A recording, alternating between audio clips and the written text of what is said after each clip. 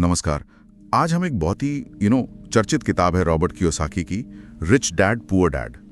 इसके एक सारांश पर बात करेंगे और पैसे को लेकर जो दो अलग अलग सोच है ना, उनको थोड़ा खंगालेंगे। हाँ, और मजे की बात यह है कि ये स्कूलों में तो पढ़ाई नहीं जाती है ना, लेकिन फिर भी दुनिया भर में लोग मानते हैं कि इसने उनकी पैसे को लेकर पूरी सोच बदल दी। तो देखते हैं आज कि ऐसा क्या है इसमें। सही कहा। इसकी शुरुआत होती है कियोसाकी के अपने अनुभव से। मतलब उनकी जिंदगी में दो पिता जैसे थे। एक उनके अपने पढ़े लिखे पिता, जिन्हें वो पुअर डैड कहते हैं। वो एकेडमिकली तो सफल थे, पर पैसों को लेकर हमेशा थोड़ी तंगी रही। और दूसरे थे उनके दोस्त के पिता। वो कम पढ़े लिखे थे, पर पैसे की समझ मतलब प्रैक्टिकल नॉलेज में उस्ताद थे। उन्हें वो रिच डैड कहते हैं। अच्छा। हाँ, और इन्हीं दो बिल्कुल विपरीत सोच के बीच रॉबर्ट कियोसाकी ने पैसे के बारे में सीखा। वही इस किताब का बेसिस है असल में। और जो पहला सबक है वही काफी सोचने पे मजबूर करता है। पैसे के लिए काम मत करो, पैसे को अपने लिए काम पर लगाओ। सुनने में तो अच्छा लगता है, पर इसका असल मतलब क्या हुआ? इसका मतलब काफी गहरा है। देखिए, जो पुअर डैड की सोच थी वो क्या थी कि भाई अच्छी पढ़ाई करो, अच्छी नौकरी ढूंढो और बस मेहनत से काम करते रहो एक सुरक्षित भविष्य के लिए। हाँ, मतलब सैलरी पर पूरी तरह डिपेंडेंट रहो अपनी इनकम के लिए। बिल्कुल। जबकि रिच डैड का नजरिया एकदम अलग था।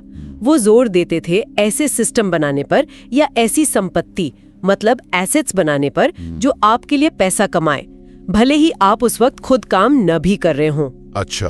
तो फर्क सिर्फ ज्यादा कमाने का नहीं है, बल्कि पैसा आ कैसे रहा है उसका है। क्या आप पैसे के पीछे भाग रहे हैं या पैसा आपके लिए काम कर रहा है? यहीं पर शायद वो बात आती है फाइनेंशियल लिटरेसी की, जिसे किताब में असली शिक्षा कहा गया है। ऐसा क्यों? क्या हमारे स्कूल कॉलेज की पढ़ाई काफी नहीं है? स्रोत के हिसाब से देखें तो हमारी जो फॉर्मल एजुकेशन है वो हमें एक अच्छा एम्प्लॉय या प्रोफेशनल बनना सिखाती है। वो जरूरी भी है, लेकिन वो अक्सर ये नहीं सिखाती कि पैसा काम कैसे करता है असल में।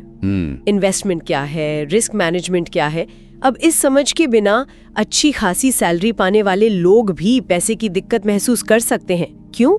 क्योंकि कमाना तो आता है, पर उसे संभालना और बढ़ाना नहीं आता। और इसी फाइनेंशियल लिटरेसी का मुझे लगता है सबसे जरूरी हिस्सा है एसेट और लायबिलिटी के बीच का फर्क समझना। किताब इस पे बहुत जोर देती है ना? हाँ, ये तो मतलब किताब का बिल्कुल सेंट्रल आइडिया है। आसान शब्दों में कहें तो एसेट वो चीज है जो आपकी जेब में पैसा डालती है। जैसे मान लीजिए कोई प्रॉपर्टी किराए पर दी है, उससे किराया आ रहा है, या स्टॉक्स हैं जिनसे डिविडेंड मिल रहा है, या कोई आपका अपना बिजनेस है जो प्रॉफिट दे रहा है। ये सब एसेट हुए। ठीक है। और लायबिलिटी? जैसे आपकी कार लोन की किश्तें जा रही हैं, क्रेडिट कार्ड का बिल है, या वो घर जिस पर आपने बहुत बड़ा लोन ले रखा है और उसकी ईएमआई, मेंटेनेंस का खर्चा, ये सब पैसा निकाल रहे हैं। लेकिन यहाँ एक बहुत कॉमन सोच है कि अपना घर तो सबसे बड़ा एसेट होता है। किताब इस सोच को कैसे देखती है फिर? हाँ, यहीं पर किताब का शायद सबसे कंट्रोवर्शियल लेकिन सोचने वाला पॉइंट आता है। कियोसाकी के नजरिए से अगर आपका घर आपकी जेब से हर महीने पैसा निकाल रहा है, ईएमआई, टैक्स, रिपेयर वगैरह, तो वो आपकी लायबिलिटी है, एसेट नहीं। अच्छा। हाँ, भले ही उसकी मार्केट वैल्यू बढ़ रही हो। हाँ, भले ही बढ़ रही हो, क्योंकि वो कैश फ्लो नेगेटिव है ना उस समय। अमीर पिता की सीख थी, पहले इनकम देने वाले एसेट बनाओ और फिर उन एसेट से जो कमाई हो उससे लायबिलिटीज खरीदो अगर जरूरत है तो। ओह, तो फोकस इस बात पर है कि पैसा आ रहा है या जा रहा है, कैश फ्लो पर। बिल्कुल बिल्कुल। अमीर लोग अपने एसेट वाले कॉलम को लगातार बढ़ाने पे फोकस करते हैं, जबकि मिडिल क्लास अक्सर लायबिलिटीज खरीदकर उन्हें ही एसेट समझ लेता है, और शायद इसीलिए वो पैसे के चक्कर में फंसा हुआ महसूस करता है। एक और दिलचस्प बात है इसमें, पैसे से जुड़ी भावनाएं, डर और लालच।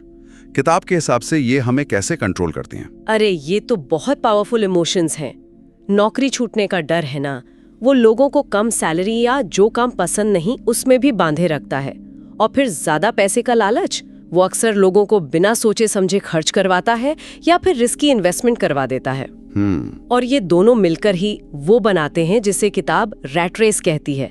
ज्यादा कमाओ, ज्यादा खर्च करो, फिर और ज्यादा कमाने के लिए और मेहनत करो, बस उसी चक्कर में घूमते रहो। तो अमीर पिता ने क्या सलाह दी थी इनसे निपटने की?